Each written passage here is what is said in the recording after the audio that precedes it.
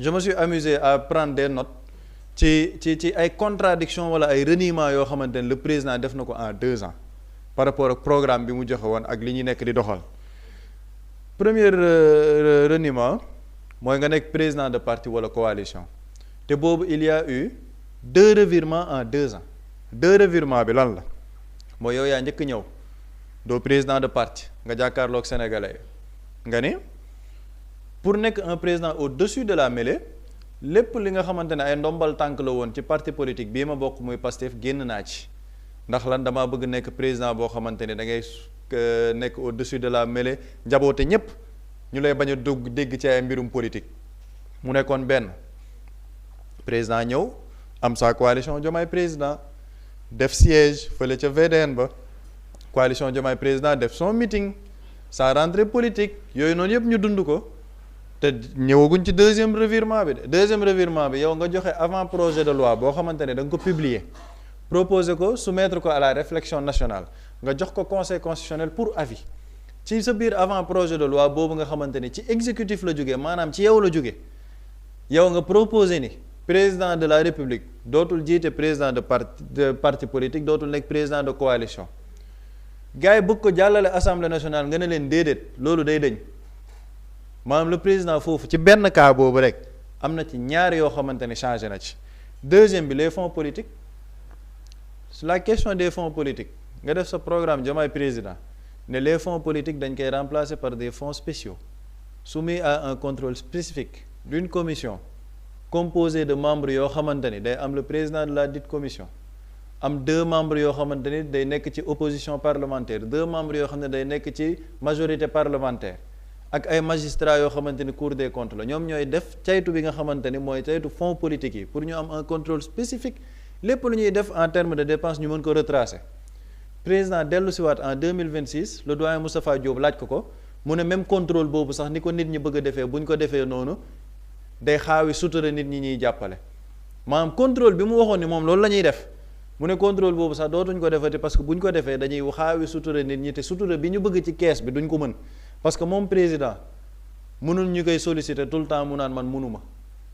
comme doyen Moustapha Diop bu doomam feebaree ñu war ko évacuer moom président war na ko mën a jàppale ñu évacuer ko loolu bu ñu ko jëlee ci espace public bi mën nañ xaawi sutura doomam lépp nañ ko def ci sutura fonds politique yi loolu sax Ousmane Sonko wax ci fonds politique yi ngoon ñu dàq ko 2 te jeexagul de lii sama liste bi xam naa ne tuuti laa ci am te bëri na muy 2 3 fondation yi la fondation des premières dames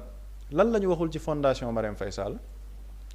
fondation Marème Faye Sall ban perception la ci nit ñi amoon dans l'opposition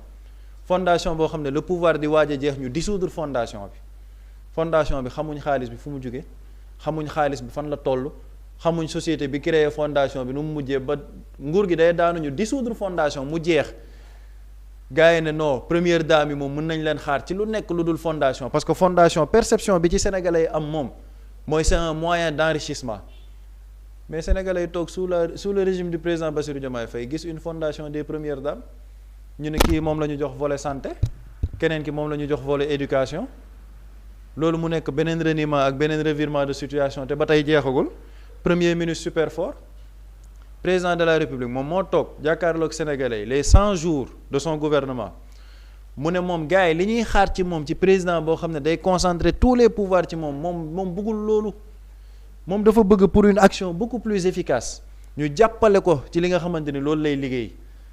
te premier ministre amul sax doole au niveau de la constitution Ousmane Sonko li ko may doole mooy sa stature ndax nga bëgg ko nga bañ ko voilà quelqu'un qui dit en 10 jours fal leen diw ñu fal ko donc kooku looloo ko may doole mais pour gën ko yokkal doole sax il faut ñu def ay réformes de la constitution ndax moom président de la république moom moo ko wax de dafa bëgg des DG forts des ministres forts et un premier ministre super fort ñu gis ni déjà dàq na premier ministre super fort waa ñu ne garaawul xëy na fa lay yem président de la république def avant projet de loi ne moom dafa bëgg ñu dooleel premier ministre bi ba léegi sax la politique de la nation dooleel boobu c'est en concertation avec le premier ministre moom mu ngi ci avant projet de loi bi mu jox conseil constitutionnel député yi ne ko waa loolu dañu nit ànd nañ ci donc xaaru ñu def ko suñu proposition de loi président dellu si waat ne non loolu sax dindi leen ko parce que léegi politique de la nation damaa bëgg man képp man dong man maa koy définir premier ministre bi ñu waroon dooleel sax dooleetaluñ ko beneen contradiction jeexagul déclaration de patrimoine président en étant candidat waxuma président élu de candidat dara astreindre ko pour mu def déclaration de patrimoine moom mu génnee ne man lii laa am sama tool lii laa ciy def am naa ñaari oto au deuxième oto bi sax occasion la tool bi dafa am kenn koo xamante ni moom moo ma lebal am na banque boo xamante ne war naa fa fay lii sax ba nga gis période boobu noonu patriote yeeg waa parti Pastef ne non président bu ñu ko falee dañ koy defal cagnotte pour fayal ko borom yi léegi président nee na moom ci lu bu ñu sukkandikoo ci commission technique buy génn sax bu ko kenn laaj la mu am ak la mu amul. beneen contradiction projet de loi yi président de la république toog 31 décembre jàkkaarloog sénégalais ne leen au premier trimestre dinañ adopter ay projet de loi réforme cour constitutionnelle réforme de la justice réforme code électoral dinañ ko adopter en conseil des ministres yóbbu ko au niveau de l'Assemblée nationale ñu voté ko fa 3 mois ba ci 4e mois bi gars yi gisuñ dara Assemblée nationale di dem plénière pour def réforme code électoral L29 L30 président de la république génn ci projet de loi yi joxe ay avant projet de loi tabb ki nga xamante ni moo ne woon projet de loi yooyu dem na commission des lois def ko porte-parole de la présidence beneen contradiction les réformes de la justice moom la ñu njëkk def ci gouvernement wu Ousmane Sonko présidence su Bassirou Diomaye Faye porte-parole d'alors de la présidence Ousseynou Ly mu ne président de la république nee na sax lii ce ne sont pas des rapports yoo xam ne dañ koy tëj ci ay tiroirs les réformes de la justice anañu da nga cee dégg dara ça a été transformé en avant projet de loi te pourtant ay projet de loi la ñu waxoon muy beneen contradiction bi mooy tey ji président de la république moom moo ne woon il faut que gouvernement bi di dem dans une collégialité c'est-à-dire que ñuy àndandoo di xàccandoo di dóorandoo ci benn optique mu ne képp ku wéet yow ci sa bureau ci sa coobare bopp nga def loo xamante ne c'est contraire ak li nga xamante ne moom mooy lii ñu gouvernement muy jubal jubbanti yow bu boobaa doo mën a indi kenn ci solidarité gouvernementale ñu ne Abdourahmane Diouf tudd nañ ko dara Mimi Touré tudd nañ ko dara Mimi Touré seeti ko mu ne ko muñ la leen ma Salimata Dieng wax ni jeunesse bi dañ leen war a gën a promouvoir ñu dàq Bassirou Kébé ne ñun justice lii la ñu waxoon ñu dàq Ousmane Sonko ne fonds politique lii la ñu waxoon ñu dàq solidarité gouvernementale boobu waa Pastef ñu dàq leen ci gouvernement bi ndax lan munoo di siéger ci biir gouvernement naan diw mooy sama candidat en 2029 au même moment Abdourahmane Diouf mën a toog King Fahd Palace ne président yow bëggal rek du 2029 que c'est après 2029 sax yow bëggal rek maanaam ay nit mën nañu wax Diomaye 2029 bu continuer dans le gouvernement ay nit ne Sonko 2029 dañ leen di dàq ci gouvernement xam nga lii ma cité nii ay 8 maanaam c'est-à-dire que 8 contradictions la 8 te gëm naa ne 8 yi ma def nii ci liste gars yi bu ñu ko continuer woon dinañ gis ay 15 wala ay 20 contradictions waa léegi lii nii yëpp ma lim bu dee benn président de la république moo ko mën a def en 2 ans man personnellement damaa jàpp ni président bi c'est un génie incompris et que sénégalais ñoo nekk ci hallucination collective maanaam ñun ñoo àndandoo ñëpp dofandoo vraiment on n'avait pas compris le président Bassirou Diomaye Faye lii moom mooy politique am maintenant ci kaw loolu nag man damaa gis ni lenn moo nekk comme objectif par rapport ak lii ñuy wax ni yépp ci au niveau de l'Assemblée nationale xam nga il n'y a pas de crise institutionnelle Ousmane Sonko ñëw na taxaw ne blocage du am crise institutionnelle du am il ne faut pas nag qu'on crée les conditions d'une crise gis nga xam nga lii am na di nga gis journaux yu bëri bu ñu demee plénière en le lundi ñu teel a préparer sénégalais ci élément de langage yi nit ñi nar a utiliser le lundi prochain par rapport ak médias yeeg par rapport ak presse yeeg seeni élément de langage ñu ngi koy togg ci week-end bi commencé nañ lenn la ñuy wax l'Assemblée nationale bloque le président Bassirou Diomaye Faye crise institutionnelle l'Assemblée nationale veut rendre ingouvernable le truc du président Bassirou Diomaye Faye instant il y a les conditions d'un chaos institutionnel doyen Alioune Tine génn def benn tweetam il faut que les institutions puissent parler nangam sang lii nekk di xeeñ nii le dialogue moom moo ko mën a résoudre il faut que les forces vives de la nation wax ci lii beneen nitu société civile génnaat wax après seen plateau de service après-vente yi ñu génnaat ne assemblée nationale li ñu bëgg def dañoo bëgg weñ loxo président Bassirou Diomaye Faye Ousmane Sonko avec sa stature de président de l'Assemblée nationale dafa bëgg xeex politiquement avec le président de la République xam nga loolu noonu yépp lan moo tax ñuy bëgg orienter opinion bi foofu pour que nit ñi bañ a relever les contradictions yi am ci président Bassirou Diomaye Faye maanaam li mu proposé woon yépp génn ci nit ñi bu ñu wax ci loolu nañu waxtaan ci ñii dañuy xeexu politique te du xeexu politique xeex bi lenn la programme bu ñu jox sénégalais yi am ñu ko teggi le président de la république joxe avant projet de loi ne nañ ci def li ba pare bëgg ci génnaat ba set wecc léegi loolu nag dañ koy bëgg a nëbb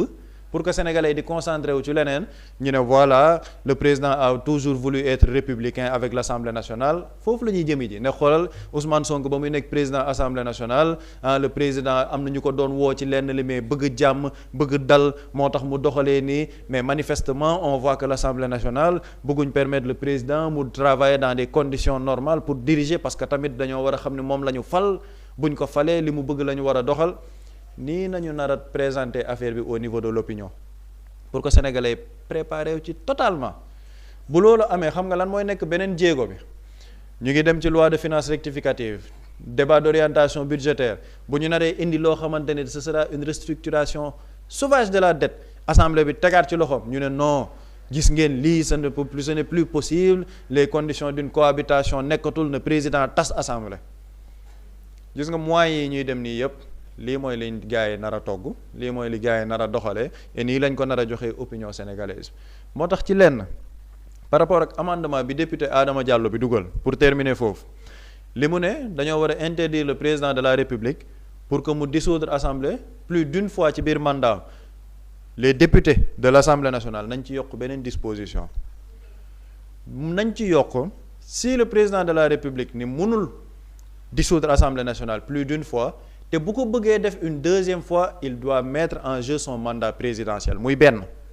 bu bëggee dissoudre deuxième fois na mettre en jeu son mandat présidentiel muy beneen disposition bi mooy xam nga bu ñu waxee loolu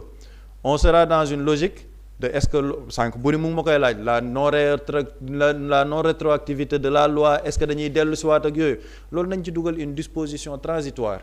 quelle disposition transitoire bu ñuy définir loolu juridiquement ñu wax clairement que loolu dafay dem avec effet immédiat par rapport à ce mandat en cours maanaam disposition boobu ñuy jël ci biir ci constitution bi ça commence à partir de ce mandat en cours mu nekk une disposition transitoire mu leer nañ nga xamante ni foofu doo nekk foofu di def ay débat juridique est-ce que dafay rétroactif wala du rétroactif président mën na lii mën na laa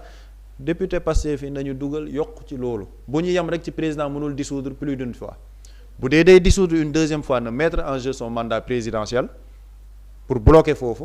ba pare loolu na nekk dans une disposition transitoire boo xam ne day nekk avec effet immédiat dans ce mandat là qui est en cours loolu je pense que plénière bii di ñëw le lundi prochain ñoom dinañ ci indi ay leeral dina amaat yeneen amendement xëy na yu dugg mais damaa jàpp ni les sénégalais tal nañ leneen lu dul ay revirement de situation di dugg ci wax génnaat ci wax am nañ yeneen mbir yoo xamante ni tal nañ ko et le président de la république ñi ko wër buñ ko mënee jàppale ñu jàppale ko ci loolu xam ne il ne reste que 3 ans de mandat te 3 ans yooyu mën na ci rafet comme mën na ci ñaaw te jamono jii nag comme ñaaw na am na ñu naan ñaaw na ba noppi il est encore temps de revenir à la lucidité delluwaat ci programme bi ñu joxoon sénégalais pour que sénégalais bañ a jàpp ni nag ñun ñëpp a dofandoo woon parce que jàpp naa ni nag dofandoo wuñu woon li ñu joxoon gis nañ ko xam nañ ko et que le président soit aidé pour qu'il revienne vraiment dans le programme qu'il avait promis aux sénégalais parce que loolu mooy jàmm réew mi leneen lu ñu def day génnewaat yeneen. dañoo convoqué benn kon séance plénière ce lundi woo député yi fas yéene nag daal di xool loolu nga xam te ne mooy révision constitution bi si la mais ñu gis ne fu mu ne nii gouvernement bi dafay woote benn concertation bu jëm ci acteurs politiques yi société civile ci amendement yi nga xam te ni majorité bi parlementaire moom la taxawal ci boobu les révision constitution bi waaw am nañ si droit président bu ko neexee lundi incha allah mën na woote concertation bu ko neexee mu def ko direct wala mu def ko dialogue national nu delluwaat fële sa jam ñaajo waxtaan loolu moom yàqul dara ci li nga xam nag moo di liggéey bi bu ko neexee mën na woote dialogue def li nga xam ne nag moo di ñetti fan wala ñeenti fan bu ko neexee sax naka yokk def li nga xam ne nag moo di benn weer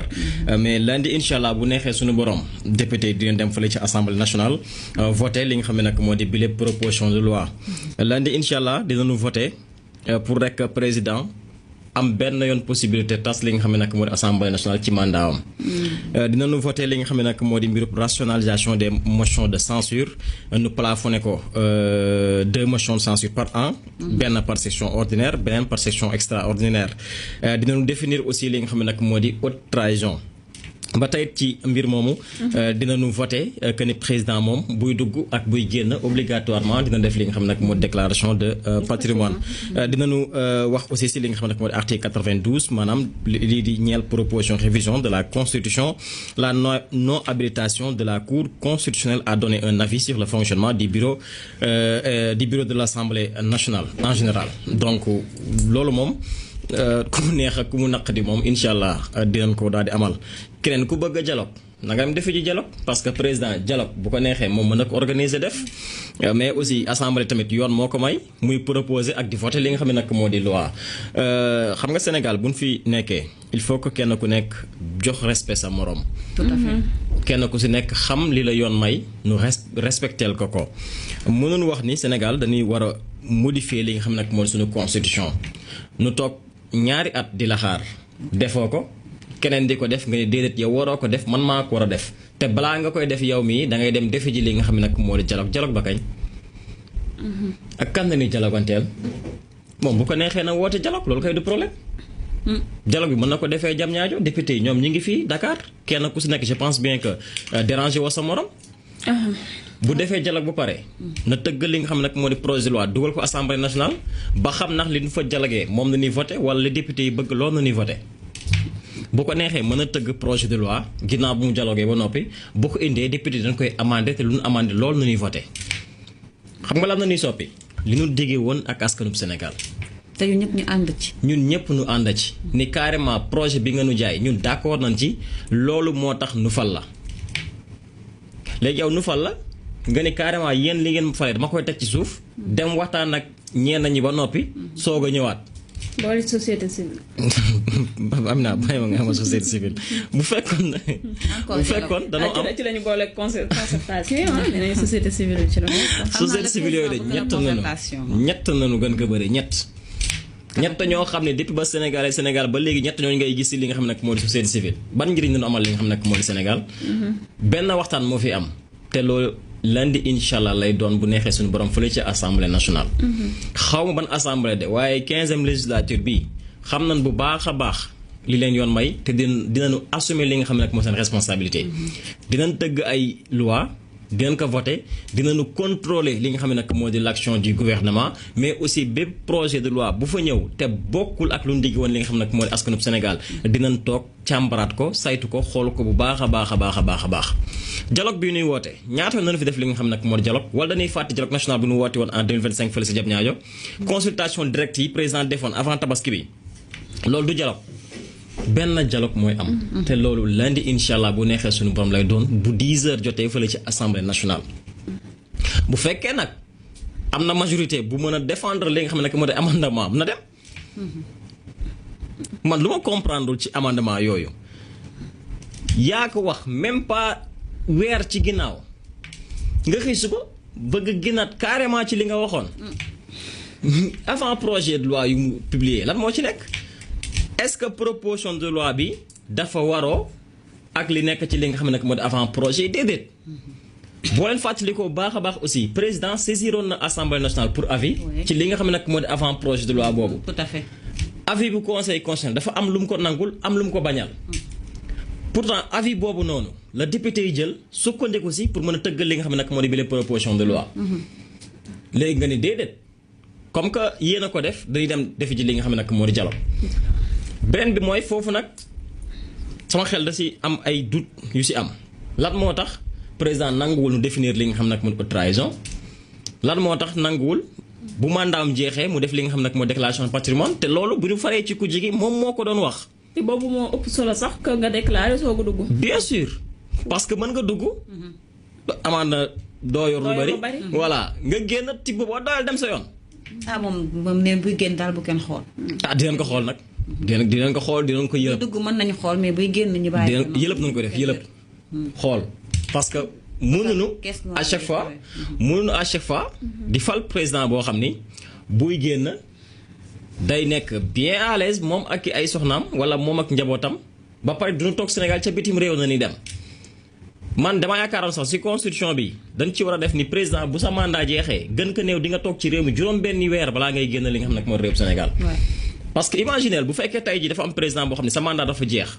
nga dem tëdd ji Maroc justice Sénégal soxla bu la woowee bu la neexee ñëw bu la neexee doo ñëw. comme Macky Sall. te pour nu indi la fi problème lay doon. ba pare da ngay dem rajo ci réew boo xamante ni amuñu ak moom diplomatie juridique yi mel noonu. ba pare bu la sa réew soxlaa du la mën a jot mais aussi fa ngay nekk di manipuler ak def lu la neex. yaa ngi wax léegi li nga xam ne nag moo di mbirub coopération judiciaire xoolal kaaw ki nga xam ne nag moo fi nekkoon ministre de la communication. ca Golf la dem tëddi. bi ñu ko woowee fii def ni carrément ñëwuma. bu ñu lancé li nga xam ne nag mandat d'arrêt bi jusqu'à présent amaguñu benn suite ci mbir moomu. est-ce que bu ñu ko tegee loxo am na lu dox diggante Sénégal ak li nga xam ne nag moo di Qatar pour nu mën ko indiwaat fii ci réewum Sénégal. coopération judiciaire wala entraide judiciaire boobu est-ce que am na. noonu respecté li nga xam ne nag moo di sénégalais yi. lundi incha allah bu neexee suñu borom proposition bii nu def dinañ ko voté ku mu neex ku mu naqadi dinañ ko voté ku mu neexul ak mën nga woote li nga xam ne nag moo di dialogue loolu am problème bu fekkee dialogue la bëgg si kàddu gi ne yaatu na bu fekkee dafay sore pale baa ngi noonu yaatu na def li nga xam ne nag moo di comment dirais-je def li nga xam ne nag moo di consultation directe société civile bu ñëwee comme ni mu defoon société civile bu ñëwee 8 heures 10 heures opposition bi ñëw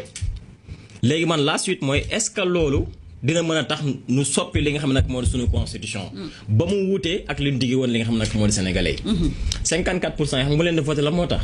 nu mën a définir li nga xam ne nag moo di haute trahison transparence mën a am ci li nga xam ne nag moo di suñuy ressources renégocier li nga xam ne nag moo di suñuy contrat mën a def li nga xam ne nag moo di justice ci réew Sénégal léegi nag buñ ko bëggee def ñu naan non il faut que nu waxtaan président budget bi ñu ko votel wala caisse noire bi ñu ko votel toll ci 8 milliards wala lu ko jege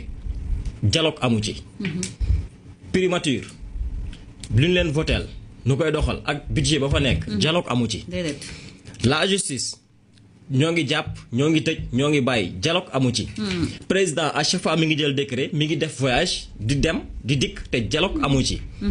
léegi la moo tax assemblée nationale bu waree tëgg li nga xam ne nag moo di ab loi ñu naan dialogue au nom de quoi ak kan na ñuy dialogueel bu fekkoon am na lu ñoo xam tey dañuy représente dignement li nga xam nag moo di askanub Sénégal ñooñu mën nga dialoguer ak ñoom mais ñoo xam ne seen intérêt dong moo leen fi taxawal ñooñu est-ce que di nga dialoguer ak ñoom opposition bi ngay wax nan dem dialogue ji nan delluwaat ci ginnaaw tuuti ñaata at nañ fi nekkoon di bummi di def lu leen neex ci réew mi faale wuñu askanub Sénégal lu fi yàqu yépp ñoom ñoo ko fi yàqu ñooñu ngay dem di dialoganteel déedéet Assemblée nationale. fulla gu mat sëkk la am moo tax tey bi ma gisee communiqué bi nii lundi incha allah convoqué nañu li nga xam ne nag moo di député yi voilà plénière si laa ni très bien nii na ñuy def fàttaliku leen. ba ni modifié code électoral L29 L30 lan nañu nekkoon di wax bi président publié li nga xam ne nag moo di 4 avant projet yi pourtant société civile bi ñoom ñoo taxawoon jamono jooju naan président na def kéemtulaay kàttanam ba loi bi wala texte yi ñu retiré ko assemblée nationale pour nu mën a reporter li nga xam ne nag moo di boobu la plénière tout à fait tey aussi gis naa benn groupe bu faree ci opposition bi taxaw naan lundi incha allah duñu voté li nga xam ne nag moo di boobu la proposition de loi bu ñu ko voté dafa tax loi bi duñ ko adopté boo nekkee minorité da ngay xam sa bopp. matoo kilo ba pare bëgg a réclamer li nga xam ne nag moo di ay lii wala man jamono ji oui parce que fi nekk nii xam nga dañ doon prôné li nga xam te ne moom mooy hyper présidentialisme def naa c'est comme ça le terme nga xam te ni yàgg nañ di ci wax ba léegi mais on a vu que ne depuis ñuy teg ay actes yoo xamante ni ça va dans ce sens là le président day mel ni loolu da koy xaw a déranger tout Amina alors mbirum révision constitution bi dafa nekk loo xamante ni déjà promesse électorale la